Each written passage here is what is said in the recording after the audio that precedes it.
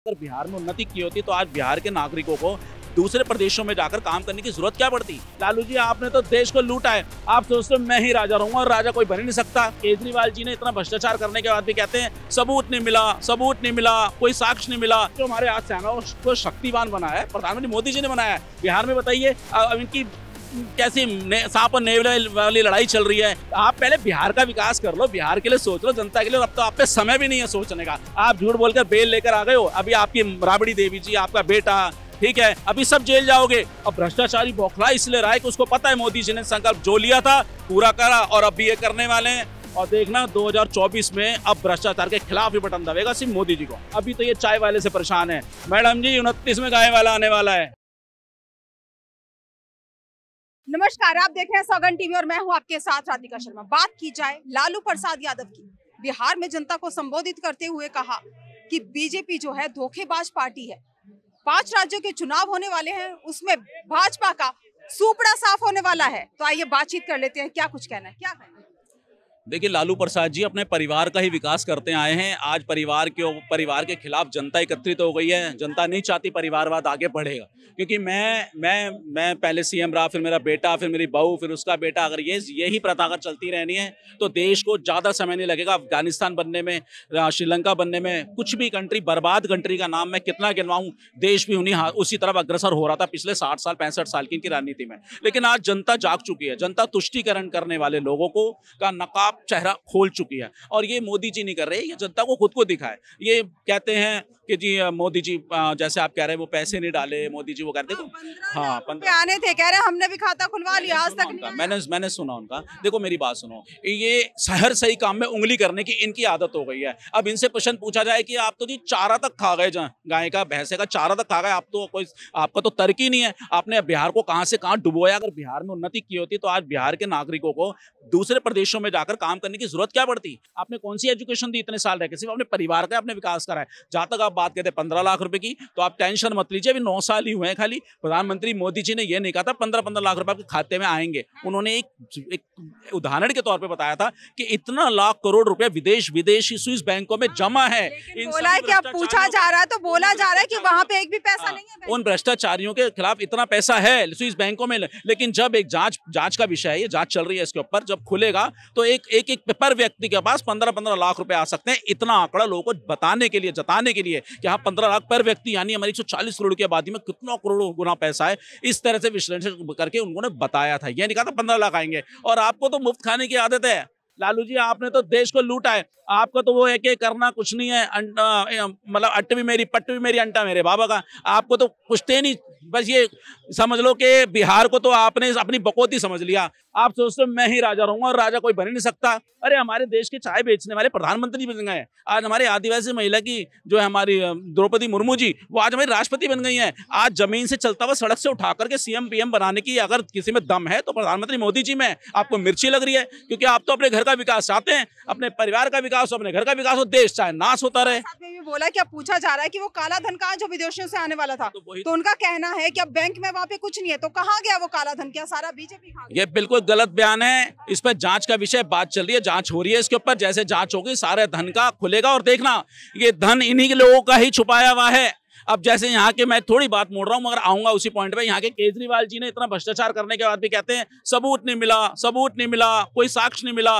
ये नहीं कहते कि हमने गलती नहीं करी, ये एक्सेप्ट कभी नहीं करते कोई प्रवक्ता केजरीवाल का या केजरीवाल खुद के हमने गलती नहीं करी। वो कहते हैं कोई सबूत ही नहीं है, कोई साक्षी नहीं है, हमें जांच में उठाया कुछ मिला ही नहीं। ये लोग साक्ष्य मिटाने में, साक्ष्य दबाने में बहुत हुए हैं। इसी तरह लालू प्रसाद जी ने पूरी कोशिश कर रखी है। इनके कैबिनेट के जितने भ्रष्टाचारी मंत्री हैं जिन्होंने काला पैसा धन वहां जोड़ रखा है, उन लोगों को किस तरह ये लोग मोदी के हाथ में ना लग जाए, देश को पता ना चल जाए हमारा पैसा कहाँ है। इस तरह ये ऐसी तथाकथित बातें खड़ी करते हैं, झूठ बयान बरगलाते हैं लोगों को। बोला गया कि देश की कोई तरक्की नहीं हुई है, देश की कोई विकास नहीं हुआ, कुछ नहीं किया, तो कहीं ना कहीं भाजपा को जो है हटा दो तो वो ज्यादा अच्छा है। देश की अगर तरक्की नहीं होती, मोदी जी को आप देखो इतने प्रचंड मोहम्मद से मोदी जी को वो नहीं, इनको तरक्की नहीं दिखेगी। 35 से हटाई, ये तरक्की इनके लिए नहीं है, 140 करोड़ के लिए है, ठीक है। 370 हटाई, ये तरक्की देश के लिए, इनके लिए नहीं है, क्योंकि परिवार की तरक्की चाहते हैं। परिवार की तरक्की मोदी जी नहीं चाहते।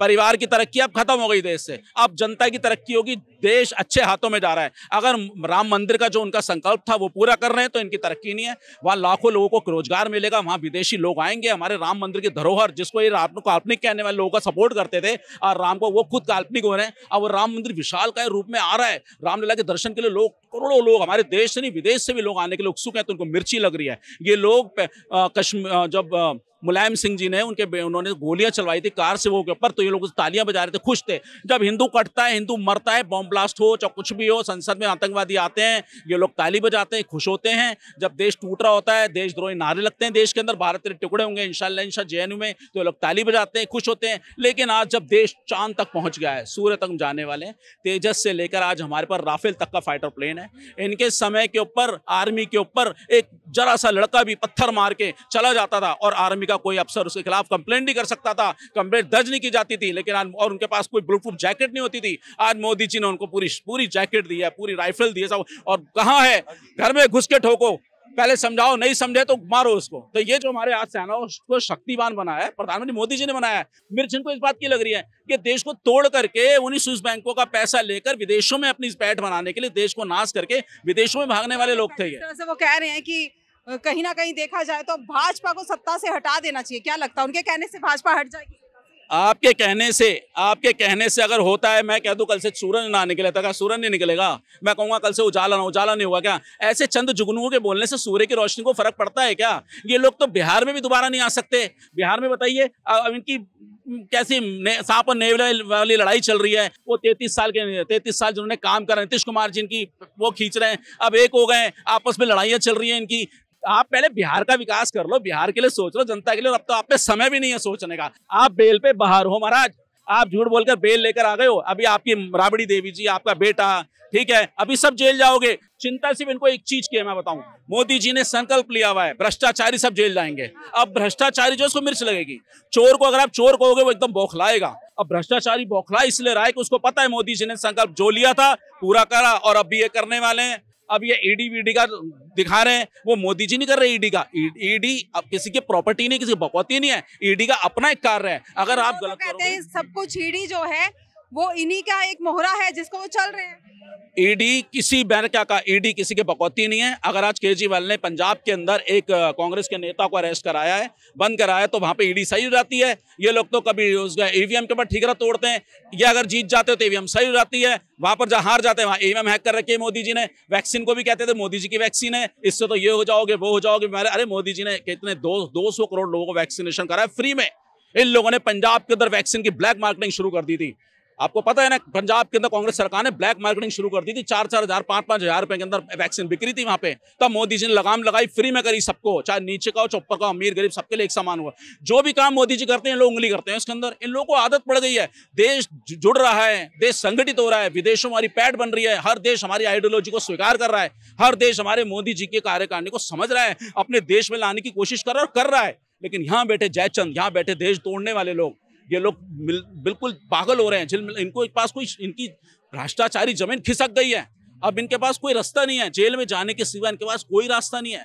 दिल्ली के सीएम से लेके जितने भ्रष्टाचारी हैं, इनके पास कोई रास्ता नहीं है। उसके 3 मंत्री जेल में पड़े हैं, आज तक एक एविडेंस दिखाकर वो जो है बेल नहीं करा पा रहे दिल्ली के सीएम, क्योंकि इतने सारे वो लगे हुए हैं, स्टॉन्शंस लगे हुए हैं, इतने सारे चार्जेस लगे हुए हैं, अरे एविडेंस मिले हुए हैं, ऑन द स्पॉट मिले हुए हैं, तो ये लोग अंदर जा रहे हैं। ये सब लोग एक जैसे हैं। और बिल्कुल मोदी जी का जो संकल्प है, 140 करोड़ की जनता उनके पीछे खड़ी है। और ये लड़ाई अब मोदी जी से नहीं है, ये लड़ाई है भ्रष्टाचार से। ये 24 चुनाव तय करेगा भ्रष्टाचारियों को जेल जाना चाहिए या नहीं जाना चाहिए। जो मोदी के विरुद्ध होंगे वो भ्रष्टाचारियों के साथ खड़े होंगे, और जो मोदी के साथ खड़े हैं वो भ्रष्टाचारियों को जेल पहुंचाएंगे। और देखना 2024 में अब भ्रष्टाचार के खिलाफ ही बटन दबेगा सिर्फ मोदी जी को।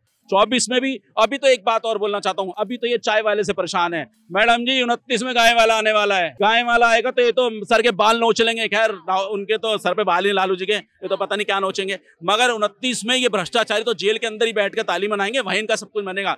हमें मजबूत विपक्ष की जरूरत है, एक दमदार विपक्ष की जरूरत है। विपक्ष नहीं होगा तो पक्ष के पास कोई वो नहीं रहेगा, हम कहते हैं। लेकिन मजबूत विपक्ष तो लाओ। अब वो उसकी टांग खींच रहा है, उसका पैर खींच रहा है, वो कह रहा है मुझे सीएम बनना है, वो कह रहा है मुझे ये बनना है, तू नहीं था तो मैं सीट खींच रहा हूँ। ये लड़ाई जनता कैसे स्वीकार करेगी? जनता को चाहिए ऑन द स्पॉट क्या आप कर रहे हो, जमीनी स्तर पे क्या काम करके दे रहे हो। आज सफाई देखो, यहाँ पे कितनी सफाई है, कांग्रेस के टाइम पे कितनी गंदगी रहती थी। शौचालय देखो कितने एक एक कदम पे शौचालय बने हैं, महिलाओं को गाँव में कितने शौचालय दे दिए मोदी जी ने। शिक्षा के माध्यम में बहुत आगे जा रहे हैं हम लोग, हर काम में विकास हो रहा है, मगर रोडे अटका रहा। जो भ्रष्ट है सिर्फ उसे ही कष्ट है और वो कष्ट होता रहेगा बस। जो भ्रष्ट है सिर्फ उसे ही कष्ट है, देखा जाए ऐसा कुछ कहना है। लालू प्रसाद यादव ने जिस तरह से बोला है भाजपा को हटाना है, क्या लगता है एक बोल देने से भाजपा क्या हट जाएगी? इस खबर में फिलहाल इतना ही। तमाम ऐसी खबरों के लिए जुड़े रहिए हमारे साथ, देखते रहिए सौगंध टीवी। कैमरामैन किशन के साथ राधिका शर्मा। आप देख रहे हैं सौगंध टीवी, सौगंध वतन की।